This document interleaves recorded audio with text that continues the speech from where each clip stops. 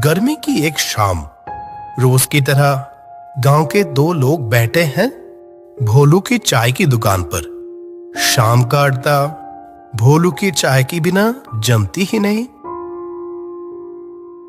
भाई भोलू, हम सब के लिए एक एक कप चाय बना देना अच्छे से। हाँ, बस बना रहा हूं। आप लोग थोड़ा बैठो, हो जाएगा अभी। कहीं भी चाय पी लो, पर भोलू की चाय जैसा स्वाद और कहीं नहीं मिलता। हाँ, सही कहा। उसकी हाथ की अदरक और तेज पत्ता वाली चाय की कोई मुकाबला ही नहीं। ऐसा कुछ नहीं है। आप लोग मुझसे प्यार करते हो, इसीलिए ऐसा बोल रहे हो। अरे नहीं रे भोलू, बिल्कुल सच बात है। ऐसे ही गपशप चल रही थी भोलू की चाय की दुकान पर।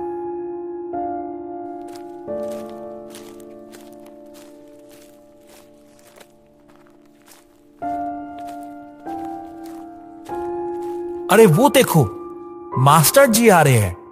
मास्टर जी, आइए आइए, इधर आइए। अच्छा, तुम लोग यहीं हो? हाँ, हम सब यहीं हैं आज।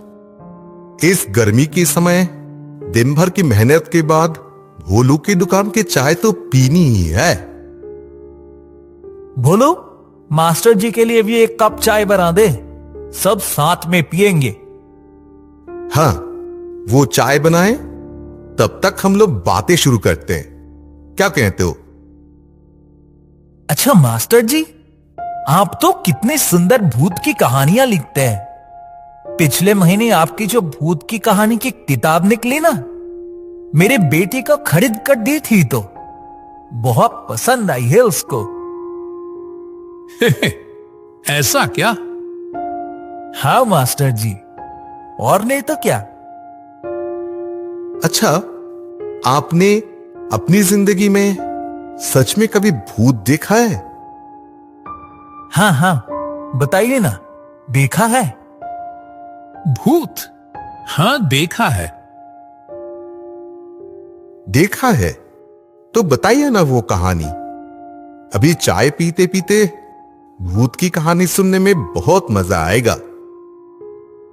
बहुत साल पहले मैं सच में एक भूत के चक्कर में पड़ गया था। फिर वहां से जैसे बचकर आया था। वो भी एक अजीब कहानी है। वही कहानी तुम लोगों को सुनाता हूं आज।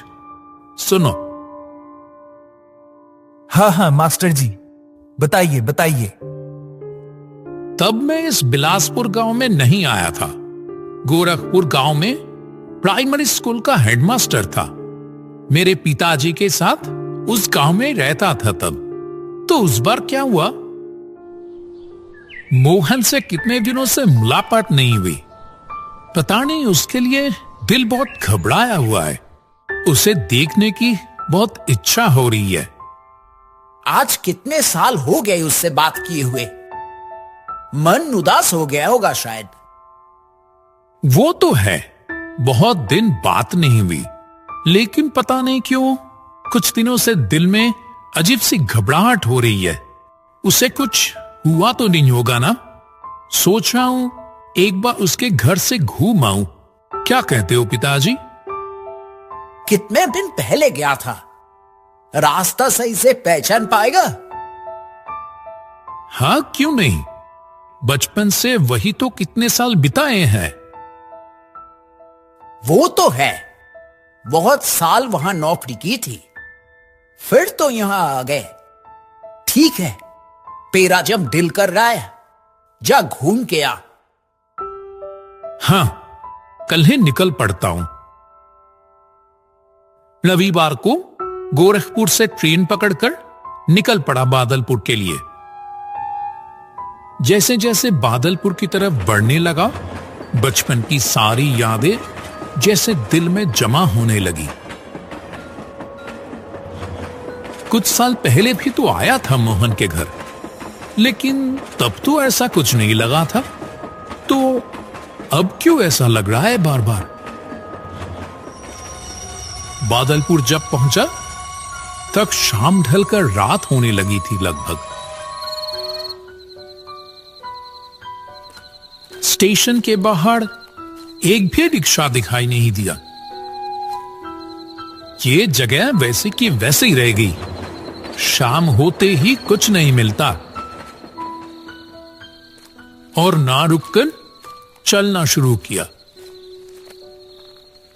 रास्ते के बगल में ही देखा एक मिठाई का दुकान।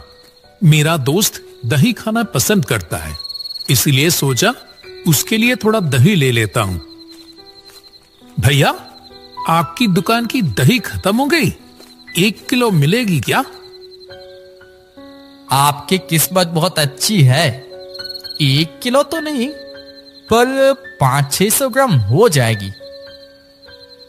चलो, बहुत अच्छा हुआ, जल्दी से दे दो फिर। और हां, रायपुर जाने के लिए यहां कोई रिक्शा मिलेगा क्या? नहीं साहब, अब तो कुछ नहीं मिलेगा। अब तो यहां से पैदल ही जाना होगा। इसके अलावा और कोई उपाय नहीं है। अच्छा, गांव के शमशान की तरफ से एक रास्ता था ना, जिससे जल्दी पहुंच जाते थे? देखा, मेरी बात सुनकर दुकानदार का चेहरा जैसे फीका पड़ गया। वो बोला, ओ शमशान की तरफ का रास्ता इस रात को? साहब, इस समय भूल कर भी उस रास्ते पर पैर मत रखिएगा। क्यों? साहब, उस रास्ते पर इस समय भूतों का डर है। भूतों का डर? हाँ साहब, उस रास्ते से रात के समय जो जाता है वो उनके हाथों से बचकर नहीं आता। वो जाने पहचाने इंसान का रूप लेकर बुलाते हैं साहब, और जैसे ही कोई उनकी आवाज सुनकर उनके पास जाता है, बस वो जिंदा वापस नहीं आता। क्या बोल रहे हो भाई? आपको विश्वास करना है तो करिए साहब, नहीं करना है तो मत करिए। मुझे जो बोलना था मैंने बोल दिया। मुझे देर हो रही है साहब, दुकान बंद करके घर जाना है मुझे। चला आया दुकान के सामने से और रायपुर की तरफ चलना शुरू किया। थोड़ा रास्ता चलते ही वो रास्ता दिखा जो शमशान की तरफ जाता है। क्या करूं, सोचते सोचते उसी रास्ते से जाने का फैसला किया। इधर उधर की बातें सोचते सोचते पता नहीं कब शमशान के पास आ गया। वो सामने दिख रहा है शमशान, चारों तरफ अंधेरा छाया हुआ है, चिता पड़ी है और अजीबोगरीब आवाजें आ रही थी। पल भर में जैसे रूह कांप उठा मेरा।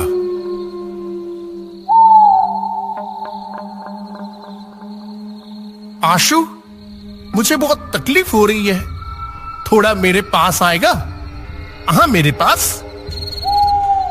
ये क्या? ये तो मोहन की आवाज है। मोहन यहाँ क्या कर रहा है? आशु, बहुत तकलीफ हो रही है रे। मोहन, मोहन, कहां है तू? तेरे पीछे। पीछे मुड़ते ही देखा, ठीक वही बड़गद के पेड़ के नीचे सिर झुकाकर बैठा है कोई। मोहन, मोहन, क्या हुआ तुझे? यहां क्यों बैठा है? कोई जवाब नहीं आता। मोहन, क्या यहां ऐसे क्यों बैठा है?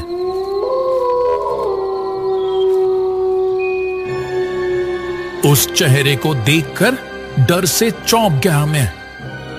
ये मेरे दोस्त मोहन नहीं है, ये तो कोई और है। तो क्या ये वही मिठाई की दुकान वाले का बताया हुआ वो भूत है? कहां जा रहा है?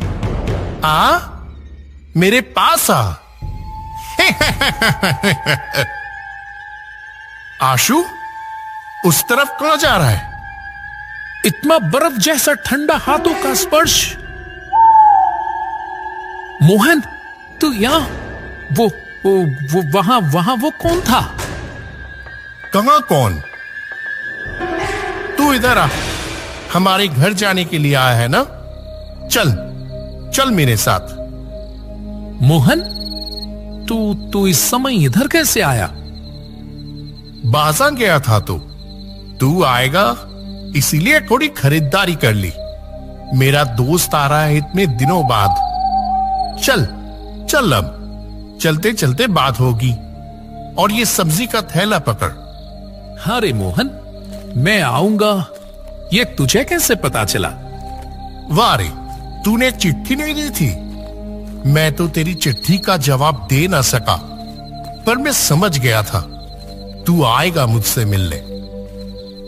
ओह, तो मैं आज ही आऊंगा, ये कैसे जान लिया? वो सब पता चल जाता है। और कोई बात ना बढ़ाकर दोनों चलने लगे। लेकिन मोहन बहुत देर से देख रहा हूं कि मेरे साथ साथ ना चलकर मेरे पीछे पीछे आ रहा है। क्या रे मोहन, पीछे पीछे क्यों चल रहा है? पास आना, साथ चलते हैं। अरे ठीक है, चल ना, मैं आ रहा हूं तो। चलते चलते मोहन के घर आ गए। मोहन बोला, तू अंदर जा आशु। तू कहां जा रहा है? घर नहीं आएगा क्या? मोहन थोड़ा मुस्कुराकर कुछ देर तक जैसे जी भर के मेरी तरफ देखता रहा। फिर मुझे बोला, तू जा आशु, मैं अभी आता हूं। मैं घर जाकर दरवाजा खटखटाया। मोहन के पिताजी बाहर आए। चेहरा बहुत दुखी दुखी सा दिख रहा था। आशुतोष, बेटा तुम आए हो? आओ आओ बेटा। हाँ चाचा जी, बहुत दिनों से मुलाकात नहीं हुई आप लोगों से, इसीलिए आ गया आज। और मोहन से तो रास्ते में ही मुलाकात हो गई। बहुत हैरानी से मेरी तरफ देखकर मोहन के पिताजी बोले, मोहन मोहन से मुलाकात हुई तुम्हारी? हाँ, वो तो बाजार से लौट रहा था बेचारा। रास्ते में मेरी मुलाकात हुई। मेरे हाथ में ये बाजार का थैला देकर बोला, तू जा, मैं एक काम खत्म करके आता हूं। अंदर आओ बेटा, अंदर आकर बैठो। हाँ जी, चलिए। घर के अंदर आकर बैठते ही कमरे में टंगी हुई तस्वीर पर नजर पड़ी मेरी। तस्वीर देखकर चौंक गया मैं। ये तो माला पहनाई हुई मोहन की तस्वीर। चाचा जी, मोहन की तस्वीर? हाँ बेटा, 1.5 महीने पहले ही तुम्हारी चिट्ठी मुझे मिली थी बेटा, लेकिन बता नहीं पाया। फिर उस दिन बादलपुर स्टेशन के पास से लाइन पार होते समय ट्रेन के नीचे आके मेरे पैरों तले से जैसे जमीन खिसक रही थी ये सब बातें सुनकर। तो मेरे साथ इतने देर जो चल के आया ना, हाँ मोहन ही तो था। तो क्या वो सब मेरी आंखों की भूल थी? नहीं बेटा, भूल नहीं थी शायद। तुम लोग बचपन का दोस्त हो। मोहन तो तुमसे बहुत प्यार करता था, इसीलिए तुम आए हो देखकर शायद आखिरी बार के लिए तुमसे मिलकर गया। साथ ही देखा खिड़की के पास से एक काली साया जैसे हट गई। आशुतोष मास्टर से सारी घटना सुनकर उस चाय की दुकान में मौजूद किसी के मुंह से कोई बात नहीं निकली। ऐसी कहानी सुनकर कोई कुछ भी नहीं कह पाया। उधर से भोलू बोल उठा, ये लो साहब, आप सबकी चाय तैयार है, लो पी लो।